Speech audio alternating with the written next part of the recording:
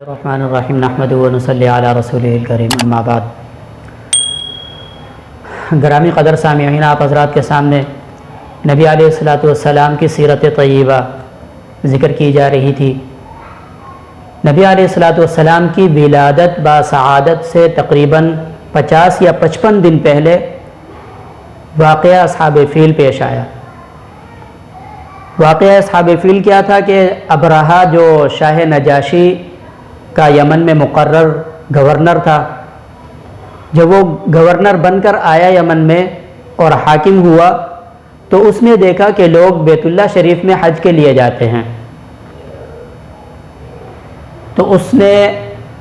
ارادہ کیا کہ ایک کنیسہ بنائے جو عالی شان ہو اور عظیم الشان ہو، اور لوگ اس کی شان و شوکت سے مرعوب ہو کر بیت اللہ شریف کے حج کو چھوڑ کر اس کا طواف کریں۔ اس غرض سے اس نے ایک کنیسہ بنایا اور اتنا بلند و بالا بنایا کہ نیچے کھڑا ہوا آدمی اوپر اس کی بلندی تک دیکھ نہیں سکتا تھا۔ اب اس نے بنانے کے بعد اعلان کرا دیا یمن میں کہ کوئی بھی آدمی حج بیت اللہ کے لیے نہیں جائے گا، بلکہ وہ کنیسہ میں آئے اور یہاں طواف کرے۔ عرب میں اگرچہ اس وقت بت پرستی غالب آ گئی تھی، مگر دین ابراہیمی اور ملت ابراہیمی کی محبت اور عظمت ان کے دلوں میں پیوست تھی، اس لیے عدنان اور قحطان اور قریش کے قبائل میں غم و غصہ کی لہر دوڑ گئی، اور وہ انتہائی غصہ کی وجہ سے ان میں سے کسی ایک فرد نے رات کو کنیسہ کے اندر گندگی پھیلا دی۔ بعضی روایت میں آتے ہیں کہ انہی کے ایک مسافر نے کنیسہ کے قریب میں آگ جلائی، اس کی چنگاریاں کنیسہ میں لگی اور آگ اس قدر بھڑک اٹھی کہ کنیسہ خراب ہو گیا۔ جب ابرہہ کو اس کی اطلاع دی گئی اور بتایا گیا کہ قریش میں سے کسی آدمی نے یہ کام کیا ہے، اس نے خراب کیا ہے اس کو، تو ابرہہ بہت زیادہ غصے کی حالت میں اس نے قسم کھائی کہ میں نعوذ باللہ من ذالک بیت اللہ کی اینٹ سے اینٹ بجا دوں گا، اور اس کے لیے اس نے تیاریاں شروع کر دی۔ اب شاہ نجاشی سے اس نے اجازت نامہ بھی طلب کیا۔ شاہ نجاشی نے اپنا جو سب سے بڑا اور عظیم الشان ہاتھی تھا جس کا نام محمود تھا وہ روانہ کر دیا، اور اس کے ساتھ 8 ہاتھی اور بھی بھیج دیے، اور اس نے کہا کہ جب یہ ہاتھی وہاں جائیں تو آپ نے یہ کرنا ہے کہ بیت اللہ شریف کے پاس پہنچ کر بیت اللہ شریف کے ستونوں کے ساتھ بڑی بڑی لمبی لمبی زنجیریں باندھ کر ان ہاتھیوں کے گلے میں باندھ دینا اور ان ہاتھیوں کو ہنکا دینا۔ جیسے ہی یہ چلیں گے تو نعوذ باللہ من ذالک بیت اللہ شریف زمین بوس ہو جائے گا، گر جائے گا۔ جب اس کا یہ ارادہ ہوا اور یہ خبر تمام عالم عرب میں پھیل گئی تو عرب کے لوگوں میں غم غصے کی وجہ سے ایک لہر دوڑ گئی، اور انہوں نے یمن کے عربوں میں ایک شخص تھا ذو نفر نامی، اس نے لوگوں کو جمع کیا، عرب کی اقتداء کی، اور ایک لشکر جرار بہت بڑا لشکر لے کر چلا۔ لیکن چونکہ اللہ رب العزت کو ابرہہ کی رسوائی والی موت منظور تھی، اس لیے یہ لشکر اس کے ہاتھوں شکست کھا گیا، اور شکست کھانے کے بعد ابرہہ نے ذو نفر نامی جو سپہ سالار تھا اس کو قید کر لیا۔ پھر یہ لشکر تھوڑا اور آگے روانہ ہوا اور ایک جگہ پر قبیلہ خثام کے مقام پر پہنچا، جن کے سردار نفیل بن حبیب پورے قبیلے کو ساتھ لے کر ابرہہ کے مقابلے میں نکلے، لیکن انہوں نے بھی شکست کھائی اور ابرہہ نے نفیل بن حبیب کو اپنے ساتھ کر لیا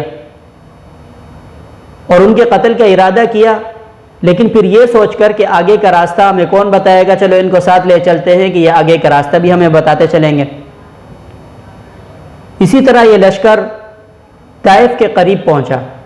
تو طائف کے باشندوں کو جب پتہ چلا کہ پیچھے جتنے بھی لشکر اس کے مقابلے میں آئے اس نے سب کو شکست دے دی ہے، تو انہوں نے لڑنے سے انکار کر دیا، اور ابرہہ سے یہ مل کر یہ طے کیا کہ ہم تمہاری مدد اور رہنمائی کریں گے اور تم ہمارے ساتھ کوئی مقابلہ نہ کرو، اور ہم اپنا ایک سردار ابو رغال تمہارے ساتھ بھیج دیں گے۔ ابرہہ اس پر راضی ہو گیا۔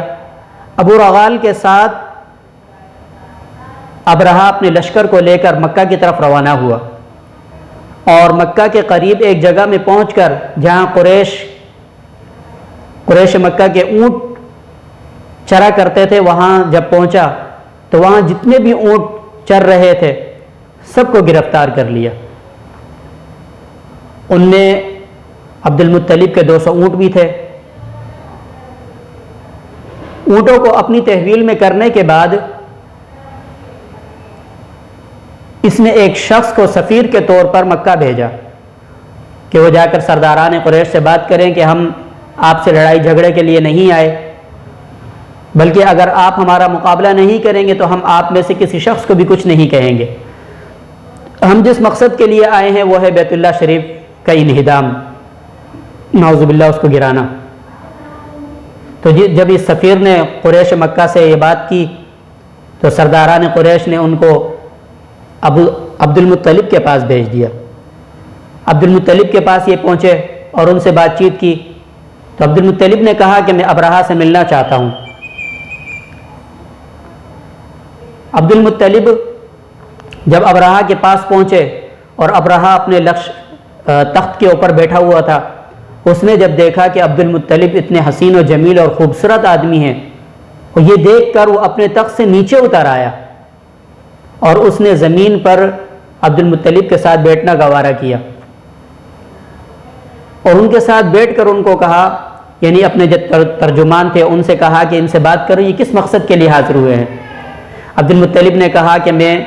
اس لیے آپ کے پاس آیا ہوں کہ میرے جو 200 اونٹ آپ نے گرفتار کیے ہیں وہ مجھے واپس کر دیں۔ تو ابرہہ کہنے لگا کہ میں تو آپ کو ایک عظیم الشان شخص سمجھتا تھا، لیکن آپ کی گفتگو سے تو یہ کچھ بھی سمجھ میں نہیں آتا کہ آپ کی شخصیت کچھ اور ہے اور آپ بات کچھ اور کرتے ہیں۔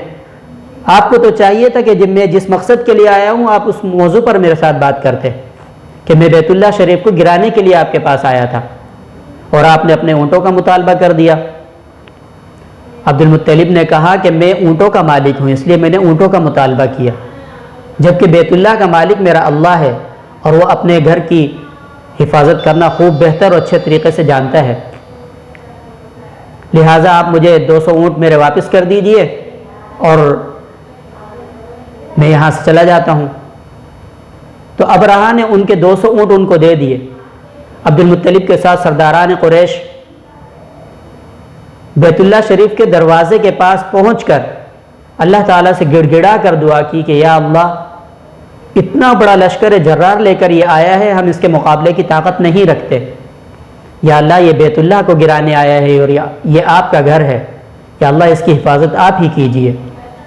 انتہائی الہا و زاری کے ساتھ دعا کرنے کے بعد عبد المطلب اور جتنے بھی قریش کے سردار تھے اور وہاں کے لوگ تھے ان سب کو لے کر مختلف پہاڑوں کے اوپر پھیل گئے اور وہاں بیٹھ کر دیکھنے لگے کہ انشاءاللہ العزیز اللہ رب العزت کی طرف سے اب یہاں پر عذاب آئے گا۔ ابرہہ نے جب دیکھا کہ رات ہے تو صبح تک انتظار کیا، جیسے ہی صبح ہوئی تو ابرہہ نے محمود جو شاہ نجاشی نے بھیجا تھا ہاتھی، اس کو تیار کیا کہ آگے چلنے کے لیے اس کو بھیجا جائے۔ نفیل بن حبیب، آپ کو یاد ہوگا میں نے ذکر کیا، نفیل بن حبیب جو راستے میں ابرہہ نے جن کو پکڑا تھا وہ آگے بڑھے اور محمود ہاتھی کا کان پکڑ کر انہوں نے کہا کہ تو جہاں سے آیا ہے وہیں واپس چلا جا صحیح و سالم،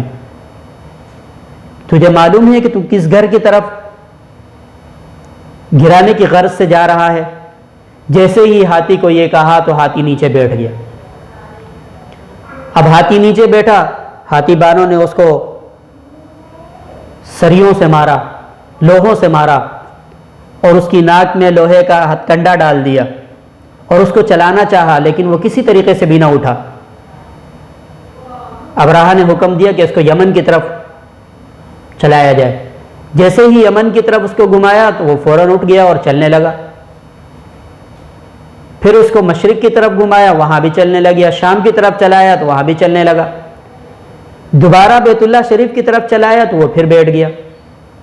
یہاں تو اللہ تعالیٰ کی طرف سے یہ کرشمہ ظاہر ہوا، لیکن دوسری طرف سے دریا کے اطراف سے کچھ پرندوں کو آتے ہوئے دیکھا کہ جن کے 3 کنکریں جنہوں نے پکڑی ہوئی تھی، 2 پنجوں میں اور 1 چونچ میں۔ اللہ رب العزت نے ان کنکروں کے اندر ایسی طاقت رکھی تھی کہ پرندہ جیسے ہی اس لشکر کے اوپر پہنچا اور کنکر چھوڑی تو وہ سر میں سے لگ کر زمین میں دھنس جاتی تھی، گولی کا کام دے رہی تھی۔ اللہ رب العزت نے اس طرح سارے لشکر کو تباہ و برباد کر دیا، اور ابرہہ کی یہ حالت ہوئی کہ اس کا جسم ٹوٹنے لگا اور اس کا جو گوشت تھا وہ پگھلنے لگا، اور آہستہ آہستہ کر کے اس کا سارا جسم پگھلتے پگھلتے ختم ہو گیا، اور دارالسلطنت صنعاء پہنچ کر اس کا سارا بدن اپاہج ہو گیا۔ اللہ رب العزت نے اتنی غلیظ اس کو موت دی، اور محمود ہاتھی کو جو چلانے والے 2 ہاتھیبان مدینہ مکہ مکرمہ میں رہ گئے تھے، اللہ رب العزت نے اس کو اندھا کر دیا، ایک کو اندھا اور ایک کو اپاہج کر دیا۔ تو یہ لشکر بیت اللہ شریف کے انہدام کے لیے پہنچا تھا، لیکن نبی علیہ الصلوۃ والسلام کے دادا عبد المطلب نے اللہ رب العزت سے دعا کی، اور اللہ رب العزت نے اس کا مقابلہ انسانوں پر نہیں بلکہ خود